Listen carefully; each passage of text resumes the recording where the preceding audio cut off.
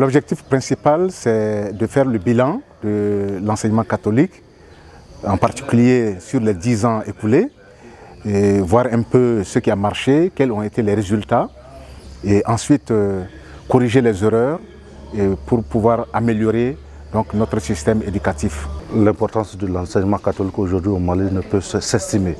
Je pense qu'aujourd'hui, c'est une institution qui est indissociable à la vie aujourd'hui d'une nation.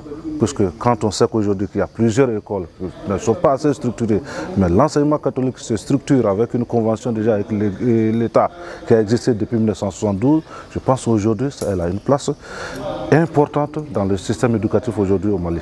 Les forums qui se tiennent également aujourd'hui, ces 2 derniers jours, nous permettront de savoir que l'enseignement catholique met beaucoup de temps et de préparation pour que nos enfants soient dans le monde du travail de qualité.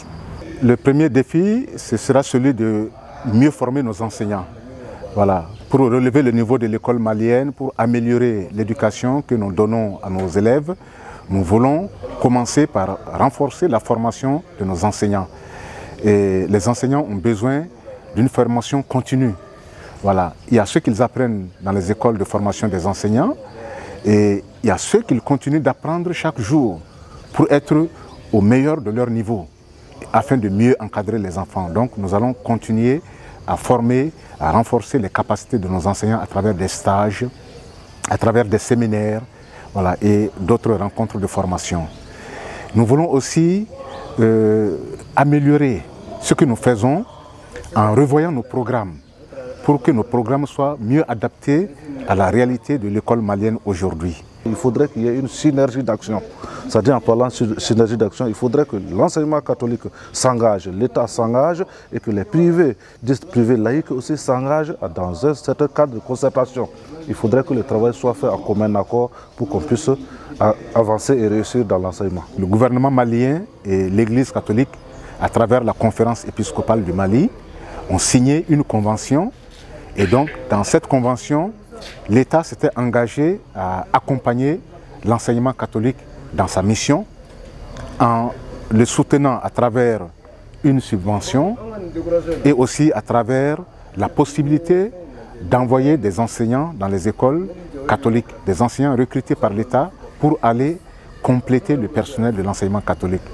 L'école malienne dans son ensemble, vous voyez que le niveau est assez bas. Nous nous battons pour que le niveau soit relevé. Et cela, nous pensons recruter des enseignants de qualité pour donner aussi la formation de qualité à nos élèves. Dans l'ensemble, l'enseignement catholique est au Mali depuis 134 ans. La première école catholique a été créée en 1885. Donc si vous comptez, de 1885 à aujourd'hui, ça fait 134 ans.